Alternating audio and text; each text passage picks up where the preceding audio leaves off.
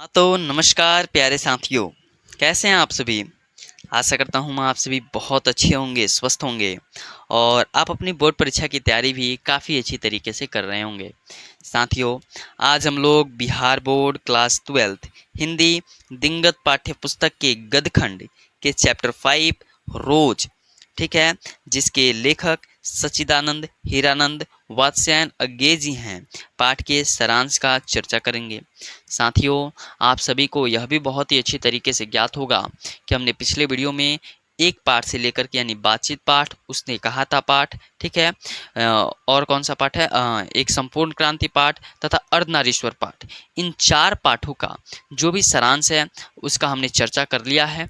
अगर आपने उन सभी वीडियो को नहीं देखा है तो हमारे इसी वीडियो के डिस्क्रिप्शन में जाकर के आप उन सभी वीडियो को देख सकते हैं। फिलहाल आज हम लोग रोज पाठ के सारांश का चर्चा करेंगे। साथियों, आप सभी यह भी बहुत ही अच्छी तरीके से जानते हैं कि रोज पाठ के लेखक कौन हैं। सच्चिदानंद हीरानंद वात्स्यायन अज्ञे जी हैं, जिनका जो जन्म है वह 7 मार्च 1911 ईस्वी में, इनका मृत्यु जो है वह 4 अप्रैल 1987 ईस्वी को, और जन्म स्थान की बात किया जाए कश्या कुशीनगर उत्तर प्रदेश यानी बिहार राज्य के पड़ोसी राज्य उत्तर प्रदेश में इनका जन्म हुआ है। निवास स्थान की बात की जाए तो यह करतारपुर पंजाब में जाकर के बस गए। इनके माताजी का नाम बेंती देवी और पिताजी का नाम डॉक्टर हीरानंद शास्त्री है। ठीक है, तो देखिए बिल्कुल संक्षेप में आपको हम इन सभी चीज़ों को बता दिए।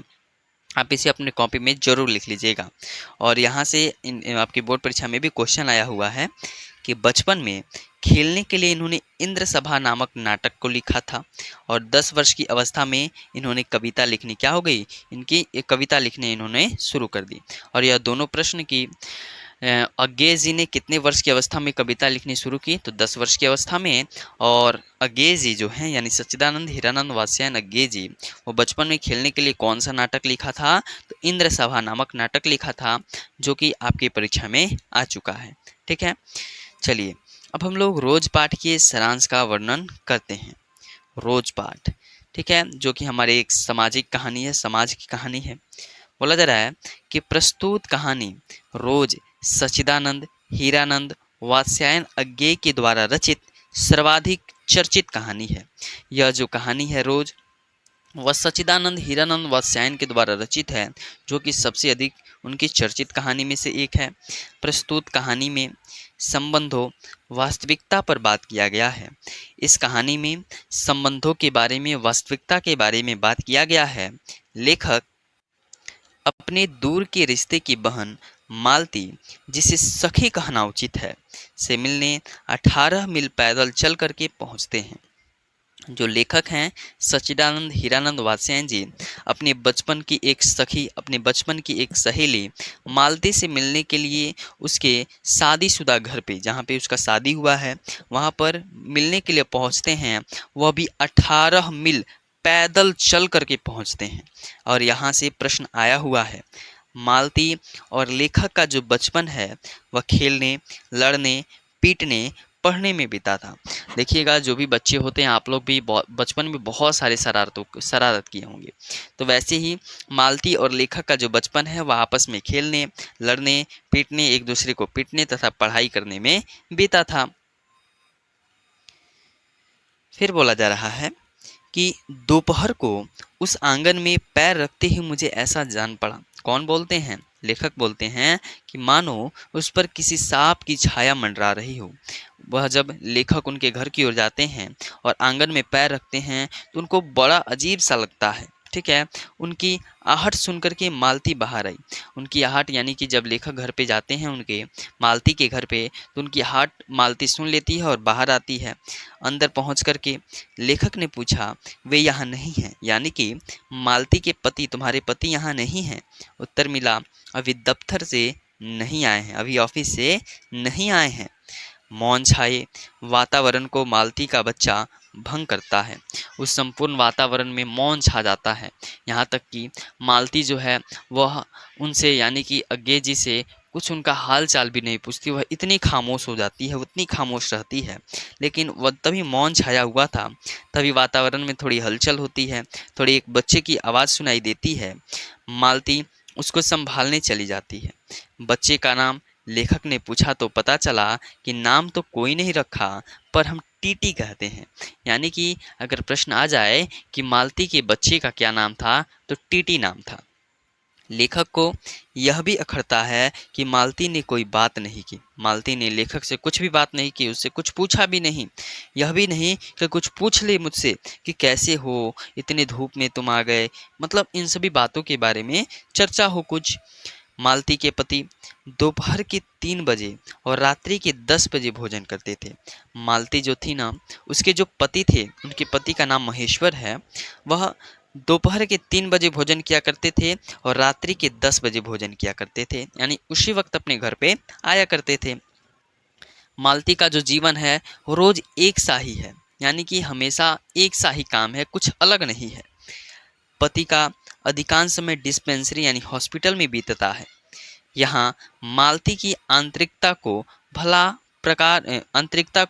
भली प्रकार से उभारा गया है, यानी कि उसके मन को, उसके मन की व्यथा को भली प्रकार से उभारा गया है, चित्रित किया गया है। उसके पिता का आगमन होता है, उसके पिता नहीं, यहाँ पे सॉरी गलत बोल दिए, उसके पति का आगमन होता है, यानी महेश्वर का आगमन होता है। लेखक ने उनको पहली बार देखा था। जो लेखक थे सच्चिदानंद हीरानंद वात्स्यायन जी, वह महेश्वर जी को यानी कि मालती के पति को पहली बार देखे थे। दोनों का आपस में परिचय हुआ। उनका नाम था महेश्वर, ठीक है। वे एक सरकारी अस्पताल में चिकित्सक थे, ठीक है। वह सरकारी डिस्पेंसरी में, सरकारी हॉस्पिटल में क्या थे, एक चिकित्सक थे, डॉक्टर थे, और जो कि किसका इलाज किया करते थे, गैंग्रीन का। गैंग्रीन जो रोग इस चैप्टर में काफ़ी महत्वपूर्ण है, आप लोग गैंग्रीन के बारे में जरूर कुछ पढ़ लीजिएगा, अन्यथा तो हम आपके समक्ष सब्जेक्टिव क्वेश्चन लाने का प्रयास कर ही रहे हैं, ठीक है। उसमें ज़रूर चर्चा करेंगे हम लोग। जो गैंग्रीन रोग का इलाज किया करते थे। और थोड़ा हिंट दे दें आपको, तो गैंग्रीन रोग अगर जो पहाड़ी क्षेत्र में जो लोग होते हैं, जैसे कि मान लीजिए किसी को कांटा चुभ जाता है और वह कांटा आपने नहीं निकाला ना, तो आगे चल कर के घाव का रूप ले लेता है और घाव गैंग्रीन बन जाता है। अगर यह रोग हो जाता है तो पैर को काटना भी पड़ सकता है, या जिस स्थान पर कांटा चुभा है, ठीक है। चिकित्सक थे, दोनों में वार्तालाप होता रहा। खाना आ गया, फिर जब दोनों में वार्तालाप हो रहा था तो खाना भी आ गया, भोजन आ गया। आप गैंग्रीन वाली बातों को भी इसमें नोट कर सकते हैं, ठीक है, यहाँ से कि वह जो थे अस्पताल में गैंग्रीन नाम के रोग का इलाज किया करते थे, और इसके बारे में कुछ लिख भी सकते हैं। बोला जा रहा है कि लेखक ने मालती से पूछा, तुम नहीं खाओगी? जब उनके समक्ष यानी लेखक के समक्ष और महेश्वर के समक्ष जब मालती ने भोजन ला करके रखा, तो लेखक ने पूछा कि तुम नहीं खाओगी मालती? उत्तर महेश्वर ने दिया। महेश्वर बोलता है कि वह पीछे खाया करती है, जब हम लोग भोजन कर लेते हैं ना, तब वह खाया करती है। महेश्वर और अतिथि यानी कि जो लेखक हैं, बाहर पलंग पर बैठकर अनौपचारिक वार्तालाप करते रहे, यानी बिना मतलब की बात बोलें, अपने बारे में बात करते रहे। मालती बर्तन मांजती हैं, बच्चा बार बार पलंग से गिर जाता है, टीटी गिर जाता है बार बार पलंग से, छोटा सा बच्चा है, ठीक है। कहानी का अंत भी करुण है। 11 का घंटा बजता है। मालती कहती है 11 बज गए। यह उसकी गहरी निराशा का भाव है। रोज ही यह होता है। ये घटना और भी महत्वपूर्ण है। महेश्वर कुछ उस दिन आम लेकर के आए थे, आम खरीद कर के लाए थे, जो कि अखबार में लिपटे हुए थे। महेश्वर उन्हें धोने को कहते हैं, बोलते हैं मालती से कि मालती, तुम इसको क्या करो, इस आम को क्या कर दो, धो दो। मालती उस अखबार के टुकड़े को पढ़ती है जिस अखबार से वह आम लिपटा हुआ रहता है। मालती उस आम को निकालती है और उस अखबार को पढ़ती है। यह बताता है कि मालती की ज़िंदगी एक दायरे में सिमट गई है, एक घर में सिमट गई है, कि वो बाहर की बातों के बारे में जानने का उसको मौका भी नहीं मिल रहा है। वह अखबार भी नहीं पढ़ सकती, बताइए, वह इतने अपने कामों में व्यस्त है। यहाँ भी तड़प व्यंजित है, मालती की तड़प व्यंजित है कि वह बाहरी दुनियादारी से मिलना चाहती है, लेकिन उसके पास इतना समय नहीं है घरेलू कार्यों से कि बाहरी दुनिया से क्या कर सके, मुलाकातें कर सके, अर्थात बाहर की दुनिया के बारे में जान सके। इस प्रकार लेखक समाज में स्त्री के जीवन और मनोदशा पर सहानुभूति, मानवीय दृष्टि केंद्रित करते हैं और हमें बताते हैं कि देखिए, एक घरेलू स्त्री का जीवन कितना कठिन होता है, कि वह बाहर जाना तो चाहती है, लेकिन उसके पास पर्याप्त समय नहीं होता कि वह बाहर के बारे में कुछ जान सके। ठीक है, बस इन्हीं बातों के साथ आपका सारांश खत्म होता है और मैं यह आशा करता हूँ कि आपको यह वीडियो पसंद आया होगा, इस चैप्टर को आप आसानी तरीके से समझ पाए होंगे।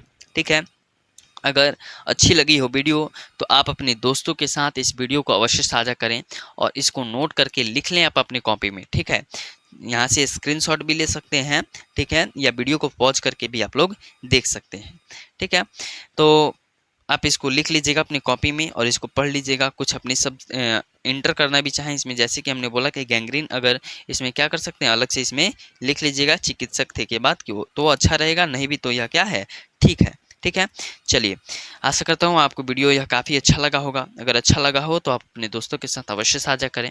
ठीक है, और इस रोज पाठ के ऑब्जेक्टिव प्रश्नों को देखना चाहते हैं, ठीक है, तो हमारे इसी वीडियो के डिस्क्रिप्शन में मैं इस रोज पाठ के ऑब्जेक्टिव का लिंक दे दूंगा, जो कि आपकी बोर्ड परीक्षा के लिए काफ़ी महत्वपूर्ण है। ठीक है, मिलते हैं अगले वीडियो में। बहुत बहुत धन्यवाद।